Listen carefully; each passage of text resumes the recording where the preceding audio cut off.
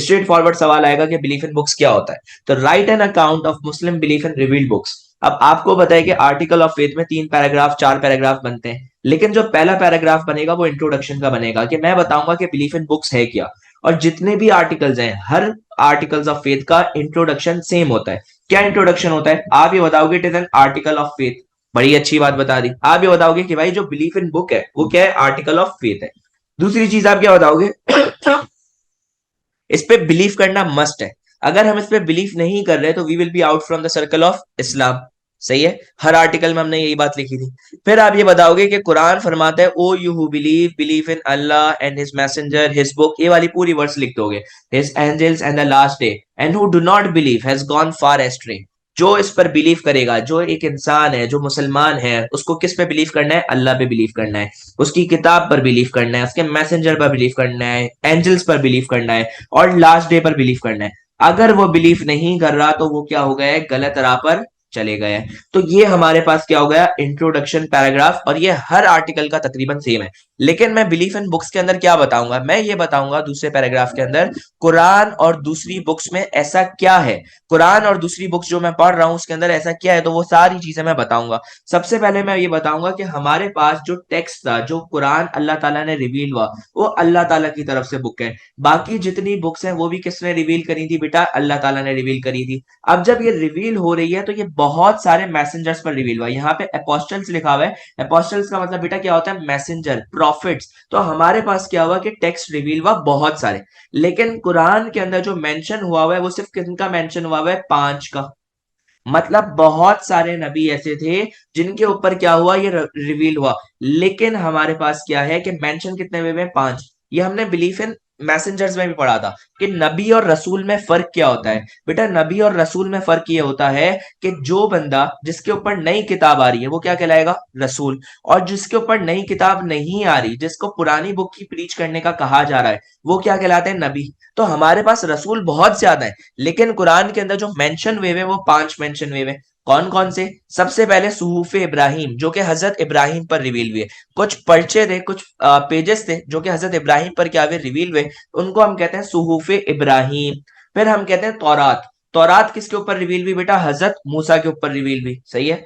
तो हम इसके ऊपर क्या कहते हैं? इसके ऊपर हम अपनी वर्ड्स डालेंगे। देखो आर्टिकल्स ऑफ फेथ एक ऐसा टॉपिक है जिसको आपने बहुत अच्छे तरीके से याद करना है, क्योंकि इसमें वर्सेस काफी ज्यादा है। तो वर्सेस आपने इसके अंदर क्या करनी है? खूब डालनी है। तो आप सबसे पहले क्या बता रहे हो कि हमारे पास जो टेक्स्ट हुआ, जो अल्लाह ताला ने रिवील करा, वो बहुत सारे नबियों पर रिवील करा, लेकिन कुरान सिर्फ कितनी मेंशन कर रहा है? 5। सूफ इब्राहिम हजरत इब्राहिम के ऊपर, तौरात हजरत मूसा के ऊपर। कुरान क्या फरमाता है? कुरान फरमाता है very like this is the formal scriptures of Ibrahim and Musa. मतलब कुरान खुद गवाही दे रहा है कि हजरत मूसा और हजरत इब्राहिम के ऊपर स्क्रिप्चर्स रिवील हुए हैं, और ये पुराने स्क्रिप्चर्स हैं। तो मतलब ये है कि पर्चे रिवील हुए। फिर हमारे पास दूसरी कौन सी है? जबूर। जबूर को हम अंग्रेजी में क्या बोलते हैं? जबूर को हम अंग्रेजी में बोलते हैं पाम्स। PSALMS। ये आपको अंग्रेजी में पता होना चाहिए। तो हमारे पास अंग्रेजी में क्या कहते हैं? हजरत दाऊद के ऊपर कौन सी हुई? जबूर। और जबूर क्या है अंग्रेजी में? पाम्स। एस क्या होता है? साइलेंट होता है। तो एंड टू डेविड। डेविड कौन है? हजरत दाऊद की बात हो रही है कि हजरत दाऊद को अंग्रेजी में क्या कहेंगे? डेविड। जैसे मेरा नाम यूसुफ है, अगर मैं इसको अंग्रेजी में बोलूं तो अंग्रेजी में जोसेफ कहा जाता है। तो इसी तरीके से हजरत दाऊद को क्या कहा जा रहा है बेटा? डेविड कहा जा रहा है। And to David we give psalms. PSALMS। हजरत ईसा के ऊपर कौन सी रिवील हुई बेटा? इंजील रिवील हुई। We sent Jesus son of Mary confirming Torah that gave we sent Jesus son of Mary. Son of Mary कौन है? हजरत मरियम के बेटे थे हजरत ईसा। Confirming Taurat that came before him and we gave him gospel. Gospel कौन सी है? इंजील। तो हजरत ईसा के ऊपर कौन सी रिवील हुई? इंजील। और कुरान किसके ऊपर रिवील हुई? होली प्रॉफिट के ऊपर। तो 5 बुक्स आपने सबसे पहले क्या बताना है? 5 बुक्स है, बहुत सारे नबियों के ऊपर रिवील हुई, लेकिन कुरान मेंशन करा है 5। सूफ इब्राहिम, हजरत इब्राहिम के ऊपर। फिर आपके पास कौन सी थी? फिर हमारे पास हमारे पास हजरत दाऊद के ऊपर कौन सी रिवील हुई? जबूर रिवील हुई। हजरत ईसा के ऊपर कौन सी रिवील हुई? इंजील रिवील हुई। कुरान किसके ऊपर रिवील हुआ? होली प्रॉफिट के ऊपर हुआ। तो ये सारी चीजें हमने बता दी। फिर हम सारी चीजें बताने के बाद बताएंगे कि जितनी भी बुक्स बिफोर कुरान आई, जितनी भी बुक्स आई, जैसे कि हमारे पास सूफ इब्राहिम की बात कर ली जाए, तौरात की बात कर ली जाए, जबूर की बात कर ली जाए, इंजील की बात कर ली जाए, सारी बुक्स क्या हो गई? करप्ट हो गई। सारी बुक्स क्या हो गई? करप्ट हो गई। सारी बुक्स क्या हो गई? चेंज हो गई। सारी बुक्स क्या हो गई? डिस्ट्रॉय हो गई। सर क्या मतलब? अगर अभी आप आज की तारीख में बाइबल लेने जाते हो तो बाइबल में आपको ऑथर्स मिलेंगे, डिफरेंट डिफरेंट ऑथर्स मिलेंगे, उन्होंने अपने हिसाब से चेंज कर ली। उन्होंने अपने हिसाब से कैसे चेंज कर ली? उनको कोई रूल पसंद नहीं आता था ना, वो उसको क्या कर देते थे? चेंज कर देते थे। तो अब ऑथर्स के हिसाब से, लेकिन कुरान दुनिया की वाहिद ऐसी बुक है जो कि करप्ट नहीं होगी। Woe to those who write book with their own hands and then say this is from Allah to purchase it with little price. ये कुरान के अंदर लिखा हुआ है कि जितनी भी बुक्स हमारे पास इससे पहले आई, वो सारी बुक्स क्या हो गई? वो लोग लिखते थे अपने हाथों से, और लिखने के बाद वो सस्ते दामों में सेल आउट करते थे। वो to those who write book with their own hands and then say this is from Allah to purchase it with little price. Quran के जितनी भी पुरानी बुक्स हैं वो सारी क्या होती थी? सस्ते दामों में हाथों से लिखी, लिखने के बाद क्या करते थे? सस्ते दामों में बेच देते थे, और वो क्या करते थे? लोगों को मिसगाइड कर रहे थे। लेकिन कुरान कभी करप्ट नहीं होगा। कुरान सर क्यों करप्ट नहीं होगा? क्योंकि कुरान की गारंटी अल्लाह ताला ने ली है। कुरान आपकी लास्ट बुक है, इसके बाद कोई और बुक आनी नहीं है। तो कुरान की क्या गारंटी ली है हमारे खुदा ने? उन्होंने कहा, indeed we send down this Quran and we will surely guard it from corruption. मैंने ही इस कुरान को भेजा है और मैं क्या करूंगा? खुद इसको गार्ड करूंगा। तो कुरान करप्ट नहीं होगा, क्योंकि उसकी रिस्पॉन्सिबिलिटी किसने ली है बेटा? अल्लाह ताला ने ली है। कुरान क्या होगा? प्रोटेक्ट रहेगा। We have send down this Quran and we will surely guard it from corruption. हम इसको करप्शन से बचाएंगे। तो टोटल आपने बताया भाई 5 बुक्स आई हुई हैं, जो उससे पहली वाली बुक्स थी वो क्या हो गई? करप्ट हो गई। ये सारी चीजें हमने बताई। लेकिन जो आज की बुक है जो कुरान है, वो कुरान करप्ट नहीं हुआ। कुरान की गारंटी अल्लाह ताला ने ली है, वो बिल्कुल क्या रहेगा? परफेक्ट रहेगा। अब अगर मैं अदर बुक्स को कंपेयर करूं, तो other books limited in scope है एंड फॉर स्पेसिफिक नेशन थी। मतलब क्या है बेटा? अगर हजरत मूसा की है तो हजरत मूसा अपनी नेशन में आए, उन्होंने उसको प्रीच करा, उसके बाद अगर कोई और नबी आ गए तो वो मैसेज क्या हो गया? इरेज हो गया, फिर न्यू मैसेज आया।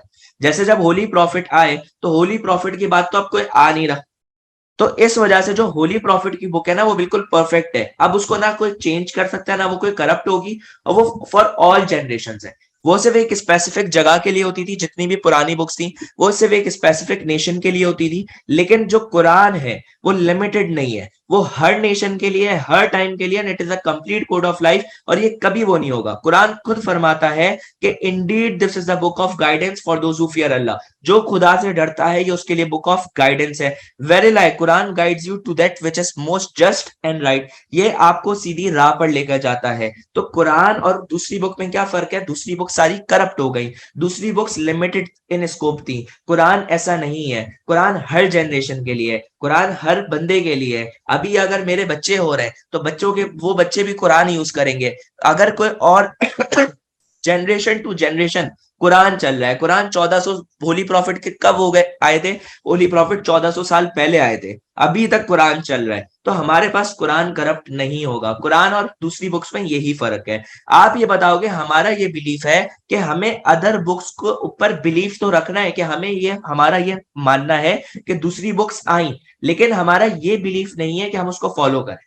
हम उसके ऊपर बिलीव जरूर करेंगे कि भाई हाँ दूसरी बुक्स आई, लेकिन हम कभी भी ये बिलीव नहीं कर, मतलब उसको फॉलो नहीं करेंगे। फॉलो करेंगे तो सब उसको करेंगे कुरान को, कुरान के ऊपर बिलीव भी रखेंगे, उसको फॉलो भी करेंगे। लेकिन जितनी भी दूसरी बुक्स हैं, हम उनके ऊपर बिलीव तो रखेंगे लेकिन उनको फॉलो नहीं करेंगे। क्यों? क्योंकि उनका मैसेज क्या हो चुका है? करप्ट। तो आपने दूसरे पैराग्राफ के अंदर क्या बताया? कुरान और दूसरी बुक्स का फर्क बताया। आपने ये बताया 5 बुक्स हैं तो बहुत सारी, लेकिन 5 कुरान में रिवील हुई, 5 कुरान में मेंशन भी हुई है। सूफ इब्राहिम हो गई, फिर आपने कहा तौरात बता दी, जबूर बता दी, इंजील बता दी, कुरान बता दी, फिर आपने बताया कि भाई उनका क्या डिफरेंस है।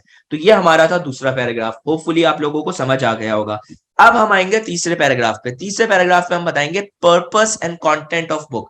पर्पस क्या है? हर बुक का एक पर्पस होता है ना। जैसे मैं कहूं सर आपका पर्पस क्या है, आप हमें क्यों पढ़ा रहे हैं? बेटा मैं इसलिए पढ़ा रहा हूं क्योंकि दुनिया में टीचर्स बहुत अच्छे थे, मैंने सोचा मैं आप लोगों का बेड़ा गर्क मार देता हूँ, सी या डी लेकर आऊंगा, तो मैं इसलिए पढ़ा रहा हूं ताकि आप लोगों का क्या आ जाए? सी या डी। तो मेरा एक पर्पस है। इसी तरीके से जो बुक है उसका भी क्या है बेटा, पर्पस है। पर्पस आप क्या बताओगे कि हमारे पास ये डिवाइन बुक्स हैं, जितनी भी बुक्स हैं अगर मैं उनकी सिमिलैरिटी की बात करूं तो they are all divine books, ये खुदा की तरफ से आई है, ये अल्लाह ताला की तरफ से आई है।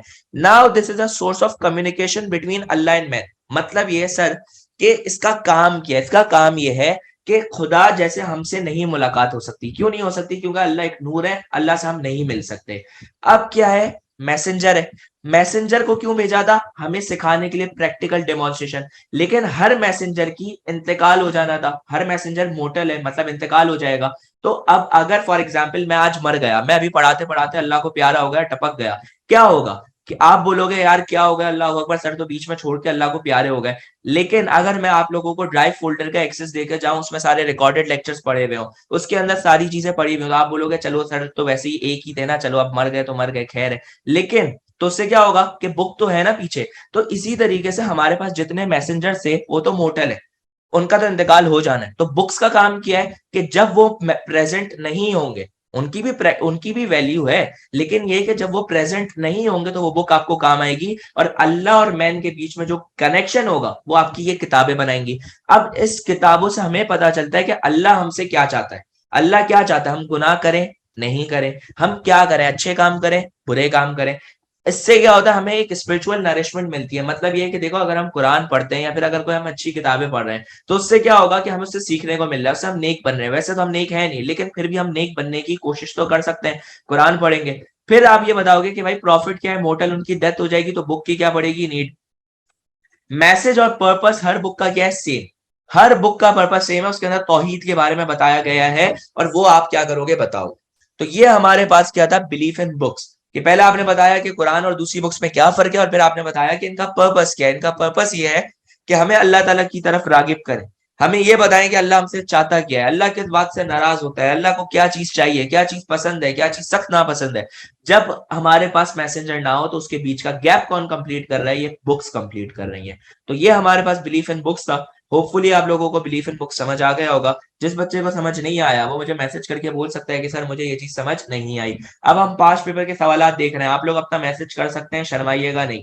और जिसको समझ आ गया वो क्या करेगा बेटा, चिल करेगा। अब हमारे पास हम इसके सवाल देख लेते हैं कि इसके सवाल किस तरीके से आते हैं।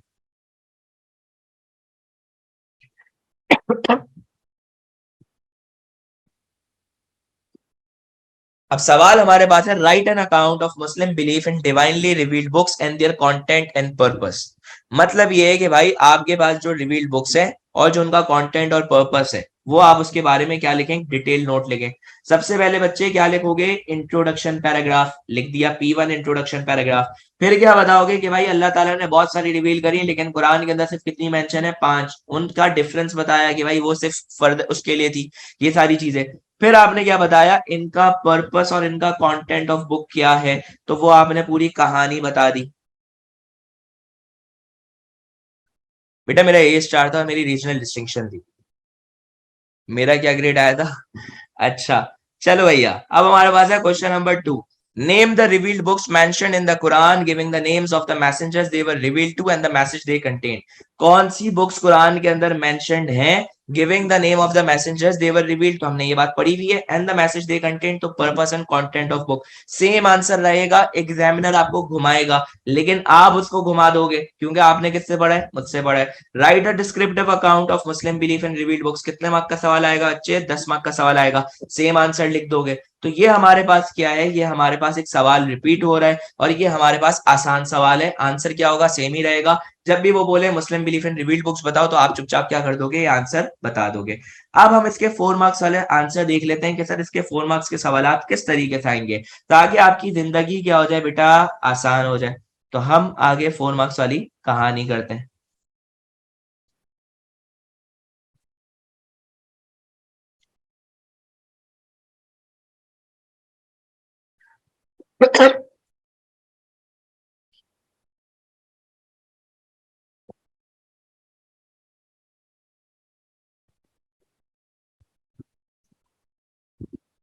अब हमारे पास एक सवाल आएगा, सवाल ये आया, why Allah reveal different books from time to time. मतलब अल्लाह ताला ने सारी बुक्स एक साथ, मतलब अगर कुरान ही भेजना था एंड में तो कुरान ही भेज देते, डिफरेंट डिफरेंट बुक्स क्यों भेजी। तो आप सबसे पहले ये बताओगे कि हमारे पास डिफरेंट बुक्स इसलिए आई क्योंकि हर नेशन के हिसाब से भेजना था, जो वहां की प्रॉब्लम्स थी उस हिसाब से भेजना था।